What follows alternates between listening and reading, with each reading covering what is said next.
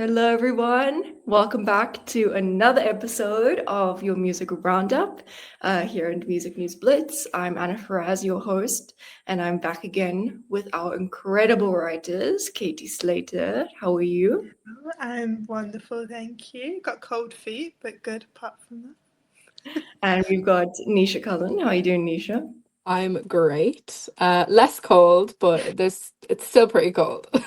Yeah, we were just saying before this call, we're both on opposite sides of the weather right now. So Katie and Nisha are both in fairly cold weather. I'm in 29 degrees weather. So Can't relate to each other. no, we can't. But what we can relate on today is what we're talking about in Katie's and Nisha's articles. So let's get started with Katie's article. We've got some really interesting things we're talking about today. First of all, and I hope I say this without stuttering, the TikTokification of modern pop. But Smashed it. yeah, thank you. So we're going to be talking about how attention spans, especially in Gen Z, are affecting possibly the songwriting process, how music is being created nowadays. Katie, why don't you get into that? Yeah, so TikTok, you really can't underestimate the effect it's had on everything, really. Obviously, it's the first time we've had such short form videos, and I think it's changing everyone's brains in quite a scary way that I think people are slowly coming to acknowledge. But obviously, with the format it is and the fact that it's got a lot of audio along with the visuals, the music industry has really been shaped by this new trend as well. And I was looking specifically about how it's been affecting songwriting, because the way artists, particularly pop artists, create their music now, they're obviously faced with this new challenge of making sure that it's attention grabbing in the way that it didn't have to be before. I know pop's always been about those shorter, catchier melodies, and it's never been like really long songs, but we've noticed a really big difference in the length of songs, in the style of intros as well. They've got these hooks at the front, so you don't have that build up, and it's all about getting this immediate gratification and making sure that your music grabs attention in the first 2 or 3 seconds, otherwise people just swipe it away. Yeah, that makes me think of all of the trends that we get in TikTok music. My brain instantly goes to Sabrina Carpenter's Espresso when she's like, "I'm working late because I'm a singer." It's almost as if it's being sometimes these lyrics are being used to put in different contexts for the trend, and I can honestly say that in a lot of different lyrics that are coming out of songs nowadays. You gave an interesting stat in your article that there's been a steady fall of song lengths, 18% down between 1998 and 2019, but 2025 showed that a single track, the lengths of the songs are actually going back in the increase. So we've kind of had a trend now where it's around 2 minutes. Now we're going back to around 3 minutes. So it seems as if we're kind of coming back into that, looking for meaning in music. I don't know, Katie, what do you think? Well, yeah, I think obviously everyone's been really drawn in by this short form videos and not really having much context behind songs and just digesting like really short forms of art. But I don't think that kind of thing can ever be satisfying for forever. And I think even though that's kind of been the easy option for so long, I think we are seeing a little bit that people don't, they've realised that's not the best way to consume their music. And I think they're kind of missing those wider storylines, whether it's about the artist or in the song itself. I think people are looking for a bit more context again. And, you can get bored of just that instant catchiness because a lot of the songs were just starting to sound the same. And I was quite shocked actually because I had a little look before I started this call, and the top song of last year, I only knew it through TikTok. And it's, it is a bit of a longer song. It's about 3.5 minutes. And I was like, oh, I only know the chorus of this. But I do feel like, artists are starting to push that forwards again. And I gave the whole song a listen. I thought, it's definitely pushing back towards those developments again. What song is this? It was called Ordinary. Oh, You know it? ordinary. Yeah, Again, yeah. only knew I the heard that chorus. and I was like, oh yeah. Yeah. Nisha, what do you think of all of this? What do you prefer? A shorter, kind of catchier song, or one that's maybe more wordy and has maybe more meaning, one could argue? I think both have their place. I think I love a catchy song. I love a song that I can, just listen to casually, but I also love a song with a deeper meaning. And I think it's finding that balance where you can have those catchy elements in a song, but also it is nice to have a message and a meaning. And I love a big intro and build up or a long outro. And I think it's kind of finding a balance of both in the music industry and the pop industry as well. Absolutely. Yeah, I guess it definitely is a balance, and I will have to agree with you there. Uh, I do love a good catchy song, but then on the other side, we were talking about this last week, kind of connecting back with music, and it all kind of goes back to our attention spans as listeners. Uh, and I think maybe this is me just saying this. Maybe 2026 is the year of finding that balance, or maybe the resurgence of longer songs. I don't know. What do you guys think? I think it could be. I think as well, TikTok does do both sides because you do get that like really short snippets that are removed from context and you're just kind of scrolling through and you never hear anything else. But I know I was reading Nisha's article and she was obviously talking about like the resurgence of shoegaze and how TikTok's played a bit of a part in that. And I do think, it can be a useful way to bring back old genres, to old things, old trends. It can put a new like modern spin on them, and it can be a good way to get younger generations into music that used to be a massive deal and has kind of died out recently. Yeah. I think as well, kind of the like removal of context can be a little bit strange. Like I was reading Katie's article and it reminded me, I saw Fontaine's DC in Manchester in August of last year, and the song I Love You was quite popular within like couple trends on TikTok, where that isn't the meaning of the song. And I was watching that live and I saw these couples embracing, and that's lovely. But it's kind of, there's so much more to that song. And it's just kind of recognizing that there is context behind things. And I remember one time I saw the 1975 live, and this was after their song About You went very popular on TikTok. And I heard just like the crowd during that portion of About You just got so much louder. And I was just like, that's a little bit strange. Yeah, there seems to be these. To me, it feels good, but also bad, because at the same time, this is how TikTok and social media everywhere. I feel like that's how songwriters are really getting their name out there, especially songwriters that come from grassroots or that aren't as well known. That's how people have blown up in the past. We've seen that. But then there's the other side of it when we see older artists or older bands coming back. And that kind of leads to Nisha's article talking about shoegaze, and how, their influence is still seen today in music. I know we had that song "When You Sleep" by My Bloody Valentine. It kind of shows the impact. It's still as big as it is today. It's just on a different medium. Nisha, why don't you talk through us? Tell us everything about shoegaze, because I don't know much about the bands and anything like that. So you tell me. To be completely honest, I didn't know much either.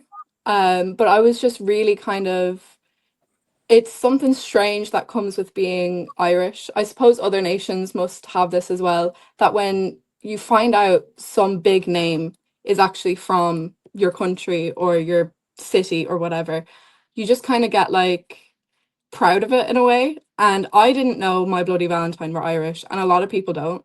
So when I found that out, I was like, wait, that's really cool. So I was like, I need to write something about this. And in writing the article, I did learn more.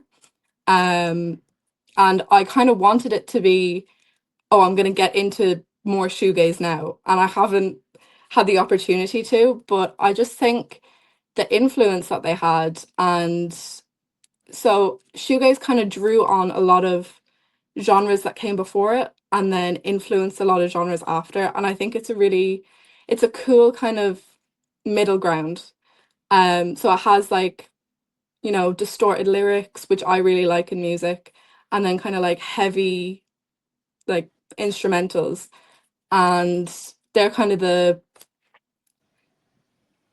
like main factors of shoegaze that I really enjoy. But I haven't really gotten into enough of it yet. But I really do want to. And I think My Bloody Valentine, they're the top name that people know. The Loveless album is definitely like the most popular one out of the shoegaze. And that's a really good album, and I do really enjoy that album, but I just haven't had a chance to kind of get into them a bit more. Definitely. And with this kind of genre that, or not genre, but style of music back then, do you think this is a crazy question popped into my head, but Nisha, do you think if an album like that was released today, would it have that same impact and popularity? I think in a way, yes, but in a way, no. I think it is definitely now it's easier to find your niche and it's easier to find people that do enjoy that kind of music. And I think if they were initially releasing now, I think they'd find success faster. Because they made a few albums, but they were left unreleased until I think 2014, I think I said in the article. Um, and they disbanded in 1997. They're back together now. They just went on a tour. But I think the level to the success, because they had that initial success, and then TikTok did help kind of bring them back up again. But I think they'd find a different kind of success now, if that makes sense. Yeah. Yeah. Katie, what do you think? I think they would as well. I agree with that. I think in a lot of ways it is kind of like the anti-TikTok music, because obviously you talked about the distorted lyrics. Like you don't really have that same sense of meaning in a way, because it's kind of meant to wash over you, and obviously you pick out bits here and there, but obviously they have had moments on TikTok, but they're not as like trend heavy, because it's much harder to pick out certain lyrics or have certain things to focus on like that. And I do think, obviously, we talked about how TikTok music has, you know, it's really had its day recently. But if we also look at bands like, I'm just thinking about The Last Dinner Party and the album they've just released, about how dense that is. And, you know, there's a lot of instrumental moments, and that's done really well. And I think that, you know, there are these audiences looking for more shoegaze, more like meaning heavy and instrumental heavy music at the moment. I think definitely. And I find, at least for me, I've been able to find those kind of cult classics and those throwbacks through TikTok. So I guess the question is TikTok expanding our taste, or is it affecting modern pop songs now? I mean, I don't know. Nisha, what do you think? I think it does both. I think it does both of those, like, kind of one is good and one is bad. So I think like definitely when I hear a song on TikTok and it has that little moment, I'm like, this is really good.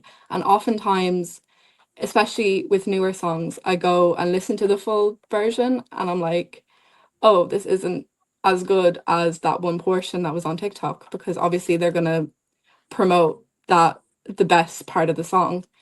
Just like a trailer for a movie or anything, they show kind of the best bits.